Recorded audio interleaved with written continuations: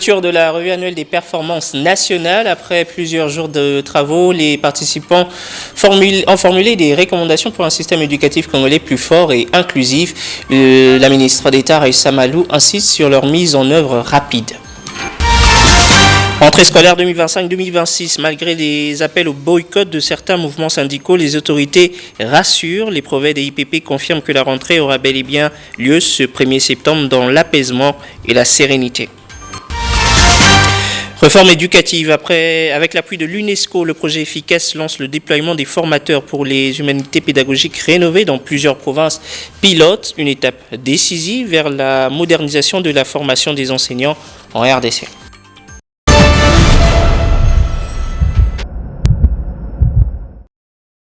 Mesdames, Messieurs, bonsoir. Nous ouvrons ce journal par un moment clé de la vie éducative nationale, la clôture de la revue annuelle des performances 2025.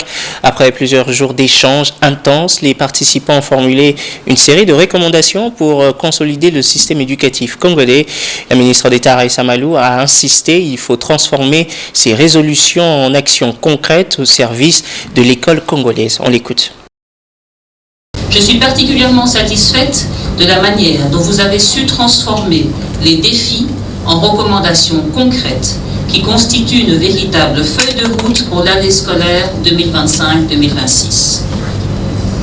Ces recommandations, qui s'inscrivent en parfaite harmonie avec le plan quinquennal 2024-2029, sont le fruit d'une réflexion collective et pertinente.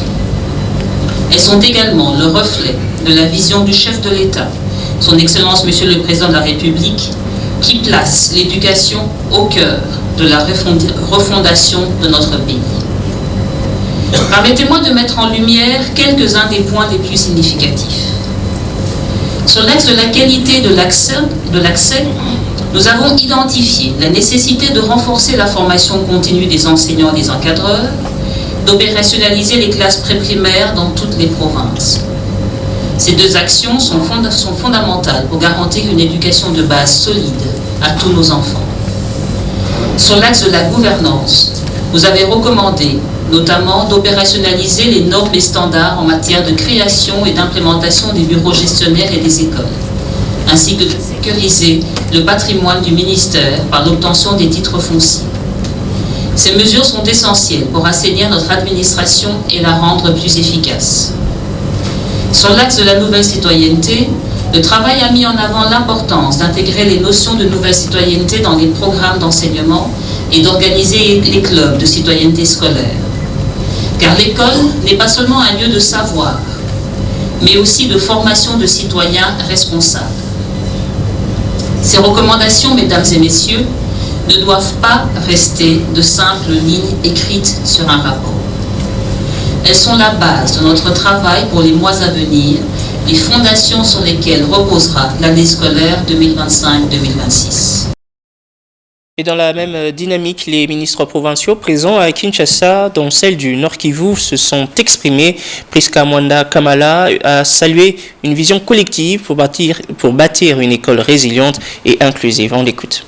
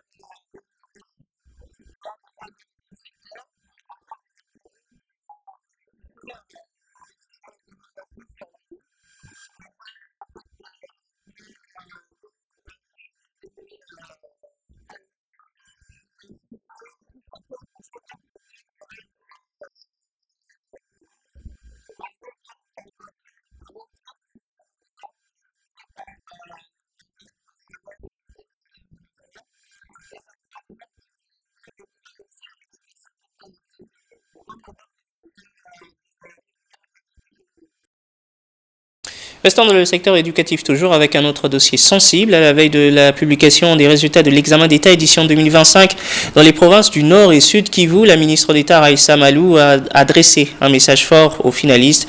Malgré l'insécurité et les violences, plus de 144 000 candidats ont bravé les épreuves dans près de 66 000 filles. La ministre salue leur résilience, félicite les lauréats et encourage ceux qui devront persévérer. Pour elle, l'examen d'État est plus qu'une simple évaluation, c'est un symbole d'unité nationale.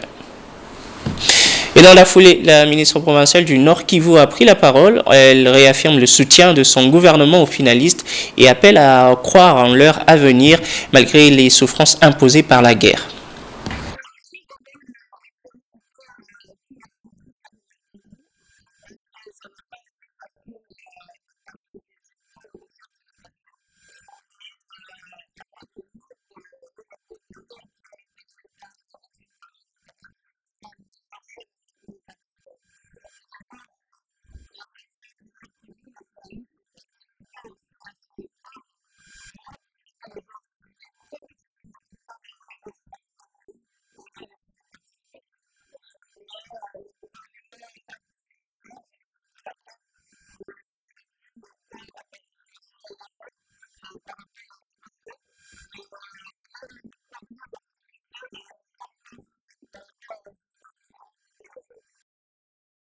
À présent, cap sur la rentrée scolaire. Malgré quelques appels au boycott de certains mouvements syndicaux, les autorités rassurent. Les cours reprendront bel et bien ce 1er septembre dans la sérénité. Les directeurs et inspecteurs principaux provinciaux confirment que toutes les dispositions sont prises pour une rentrée apaisée. Le lundi, il n'y a pas à négocier, c'est la rentrée scolaire. Je parle au nom de mes collègues 59 Oved qui sont tous à Kinshasa pour notre grande messe. Je demande à tout le monde d'appliquer les instructions. Nous sommes là pour appliquer seulement les instructions. Parce que chaque année, ça devient comme une habitude. S'il y a rentré, les uns et les autres commencent à créer des petits problèmes. Mais pour cette année, franchement, nous disons que les parents, je crois que les parents sont prêts, comme dans ma province et partout au Congo, les parents sont prêts pour envoyer les enfants à l'école dès ce lundi à 7h30. Tout a été déjà préparé. Et je vous rassure que la sensibilisation était déjà passée. Chez nous à Tchangou, nous attendons que les élèves arrivent. Nous invitons notre comité provincial parce que c'est une journée dédiée à notre comité à l'interne. Chacun de nous en ce qui le concerne. Nous, on a l'habitude de nous partager des communes. Ils vont pouvoir m'apporter les rapports en ce qui concerne la rentrée scolaire dès la première semaine et dès le premier jour. J'ai dit. Écoutez, pourquoi être hésitant? Ce n'est que normal que les enfants doivent rentrer à l'école. Ils doivent rentrer et nous sommes là pour ça. C'est vrai, il peut y avoir des petits problèmes. Mais les petits problèmes, il faut toujours les résoudre, mais pas en dehors du cadre. Il faut rester à l'école. S'il y a des problèmes, nous allons voir à l'école, mais pas sacrifier nos enfants. Ce sont nos enfants. Moi, je considère les enfants congolais comme mes enfants. Ce ne sont pas les enfants autrui. C'est comme cela que c'est ça que nous devons mettre en tête. Et je vous rassure que je crois que c'est tout le monde qui est d'accord pour que la rentrée soit pas effective, sereine le lundi. Et c'est tout le monde qui pourra reprendre le chemin de l'école. Donc, sans vous mentir, je crois qu'il n'y aura pas de problème. Et dans le même registre, dans la sous-division de Ngalima 1, le sous-prophète Benjamin Lokangue a réuni les chefs d'établissement ce 28 août. Au menu, rappel des orientations de la hiérarchie et mise en garde contre toute dérive. Pour une année scolaire réussie, le numéro 1 de la sous-division Ngalima 1, Benjamin Lokangue, a réuni ces jours dans son bureau ses collaborateurs, les directeurs des écoles, chefs d'établissement de sa juridiction. Le sous-prophète a insisté sur la date limite des inscriptions. Il a rappelé que la rentrée est prévue pour ce 1er septembre sur toute l'étendue du pays. Benjamin Lokangue a déclaré que cette réunion était importante dans la mesure où elle a posé des bases pour une année scolaire apaisée. Nous avons voulu seulement rappeler aux établissements que le respect des instructions doit nous accompagner jusqu'à la rentrée scolaire. C'est-à-dire, avant, il y a des préparatifs faits nous avons insisté sur les dispositions pratiques à prendre pour accueillir les enfants, et c'est lundi 1er septembre 2025. Nous avons insisté également sur la discipline et la salubrité au niveau de l'école. Les écoles doivent être propres pour accueillir les enfants, et entretenir les toilettes, la cour de l'école ou de l'école, et prendre aussi toutes les dispositions possibles pour que les enseignants soient là. Une initiative saluée par les participants. Nous sommes les bergers. Nous devons préparer les enfants. Et pour préparer les enfants, il faut quand même une stratégie. Et cette stratégie, c'est ce qui s'est préparé aujourd'hui. C'est le respect des instructions officielles. Parce que le calendrier officiel que le sous-prophète vient de nous présenter, comme il l'a dit, c'est notre boussole. Tout ce que nous aurons à appliquer dans nos écoles doit se trouver dans le calendrier scolaire, doit être évoqué dans les instructions officielles. Retenons que la rentrée scolaire est prévue pour ce lundi 1er septembre 2025 à la sous-division Galema 1, Benjamin Lokangé met les bouchées doubles pour qu'elle soit une réussite totale. Dans le même élan, le Congo central s'apprête à accueillir le lancement officiel de la rentrée scolaire 2025-2026. Ce sera à Mwanda, à l'école primaire Saint-Louis, en présence de la ministre nationale de l'Éducation Aïssa Malou. La directrice provinciale Marie-Salomé Boroto mobilise déjà ses équipes pour cet événement. La province éducationnelle Congo central 1 est devenue la capitale de l'éducation pour cette année scolaire 2025-2026 parce que la rentrée scolaire de cette année sera lancée par le ministre de l'Éducation nationale et nouvelle citoyenneté, Madame Raissa Malodinanga, à l'école primaire Saint-Louis, premier établissement scolaire de l'Afrique centrale, construit en 1889 dans la cité côtière de Mwanda. Toutes les dispositions utiles sont en train d'être prises pour son accueil par le prophète de la province éducationnelle Congo central 1, Madame Marie-Salomé Boroto, accompagnée de ses organes techniques, l'inspection principale provinciale et la DIPROCOPé. Pour venir lancer la rentrée scolaire au Congo central 1, les collègues du Congo central 2, 3, donc les trios, ils arrivent déjà demain ici. Et le lancement aura lieu à Mwanda, dans la première école créée au niveau de l'Afrique centrale. C'est là où la Milita va lancer la rentrée scolaire. C'est une chance pour nous. La province éducationnelle Congo central 1 a réalisé un bon score en termes de pourcentage à l'examen d'État 2024-2025. Un élément qui a pesé dans la balance pour son choix de lancement de la rentrée scolaire. Accueillir cette haute personnalité, c'est une bénédiction, raison pour laquelle la direction provinciale de l'éducation nationale et nouvelle citoyenneté Congo central 1 s'attelle à soumettre quelques difficultés qu'elle rencontre pour le bon fonctionnement de l'appareil éducatif. Vous avez intérêt à me donner les difficultés sur le plan de l'accès. Quelles sont les difficultés? Sur le plan de la qualité, quelles sont les difficultés? Sur le plan de la gouvernance, quelles sont les difficultés? Parlons réforme, maintenant moderniser la formation des enseignants et préparer une nouvelle génération de pédagogues. Telle est l'ambition des humanités pédagogiques rénovées. Le projet efficace UNESCO, en partenariat avec le ministère de l'Éducation, lance le déploiement des formateurs dans plusieurs provinces pilotes, une étape déterminante pour améliorer la qualité de l'enseignement en RDC.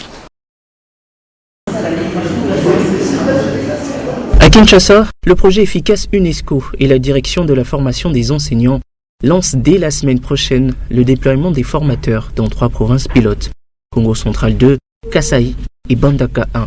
Une initiative qui vise à préparer la rentrée scolaire 2025-2026 à travers la formation des enseignants des humanités pédagogiques rénovées. Objectif, améliorer la qualité de la formation des futurs enseignants en RDC. Ce jeudi, le secrétaire général à l'éducation nationale Alexis Yoka et le représentant pays de l'UNESCO, Isaias Barreto, ont effectué une visite surprise au cercle Elaïs de Kinshasa. Ensemble, ils sont venus encourager le noyau des formateurs et s'assurer de la bonne préparation logistique et méthodologique de ce déploiement. Nous sommes surtout heureux de savoir que l'expérimentation de ces programmes transitoires commence enfin en ce début d'année scolaire 2025 et 2026. C'est une grande première. Et nous allons nous y mettre avec la même détermination jusqu'à l'évaluation qui va donner l'occasion et les matériaux aux politiques de décider de passer à l'échelle. Et je pense que c'est très, très important. Il fallait vraiment, et nous rêvions de cet instant, le voilà. Vraiment, nous sommes ravis du travail du ministère et surtout des efforts. Durant les 3 derniers mois, il y a eu une grande implication du ministère, il y a eu une grande implication de l'équipe du ministère de l'Éducation nationale et Nouvelle Citoyenneté. Et nous voici aujourd'hui à la formation des formateurs qui vont bien sûr ministrer ce genre de la formation donc, sur le terrain. Vraiment, aujourd'hui, c'est le jour pour féliciter le ministère de l'Éducation nationale et pour féliciter toute l'équipe qui s'est battue vraiment pour qu'on puisse arriver à cette étape. Les modules retenus couvrent 5 domaines clés: sciences, langue, univers social et environnement, enseignement, apprentissage, ainsi que développement personnel et art, avec une particularité, l'intégration des thématiques innovantes comme l'inclusion, le genre, l'environnement et même l'intelligence artificielle. Un pas décisif vers la modernisation de l'enseignement et la réussite des humanités pédagogiques rénovées en RDC. Toujours dans le domaine éducatif, mais cette fois avec une dimension écologique, à Kinshasa, l'ONG Young Men Action for Education a lancé ce jeudi son programme Jeunes engagés pour la planète. Objectif: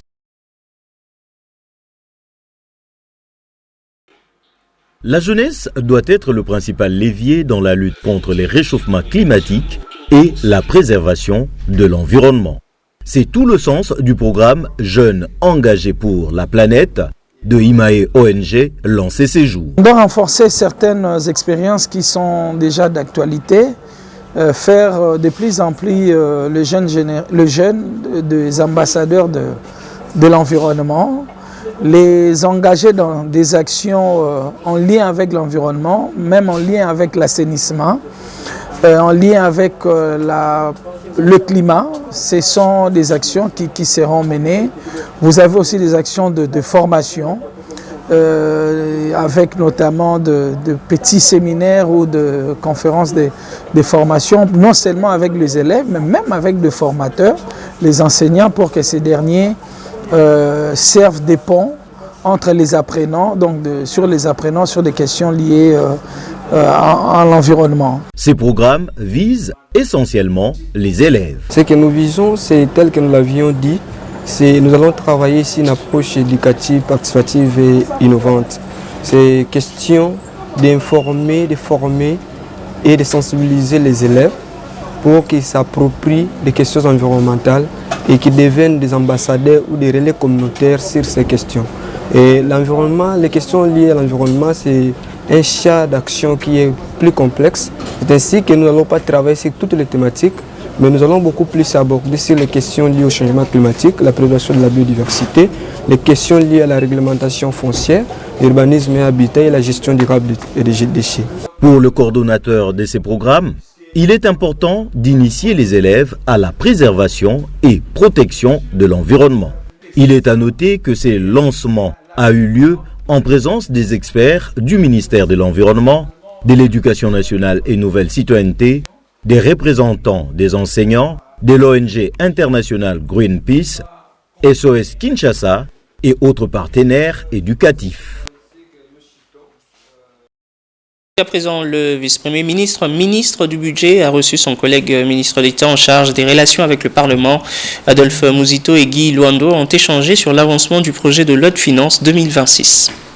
Il était donc question de venir s'abreuver auprès du VPM, qui nous a réservé un accueil très chaleureux, a été très édifié, parce que nous sommes donc appelés à travailler ensemble pendant tout au long de la session budgétaire du mois de septembre. Ce n'est pas une première rencontre, donc nous allons encore y revenir de temps en temps, pour s'assurer que le budget soit reçu par l'Assemblée et le Sénat et son adoption et sa promulgation éventuellement par son Excellence M. le Président de la République, chef de l'État. Voilà le but de notre visite dans notre ministère, le ministère du Budget, auprès du vice-premier ministre, qui a été accompagné à cette audience par monsieur le vice-ministre ici présent. Et puis la coopération internationale, la ministre de l'Environnement, Marie Yangué, a échangé avec une délégation de Wallonie-Bruxelles. Les discussions ont porté sur le suivi des projets conjoints en cours pour une meilleure gestion durable des ressources en RDC.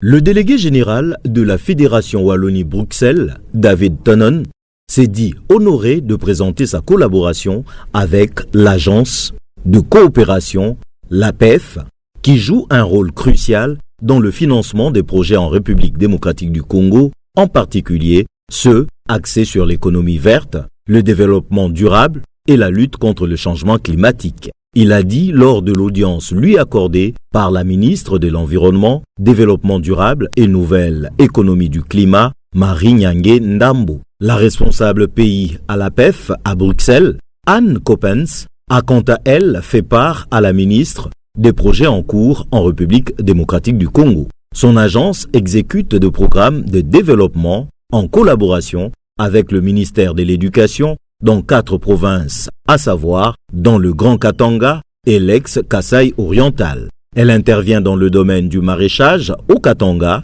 avec le ministre de l'Agriculture, tandis qu'au Congo central, elle est dans la pisciculture avec le ministère de l'Élevage et de la Pêche. Ce programme allant de 2022 à 2026 vise à renforcer les capacités locales tout en abordant les défis environnementaux.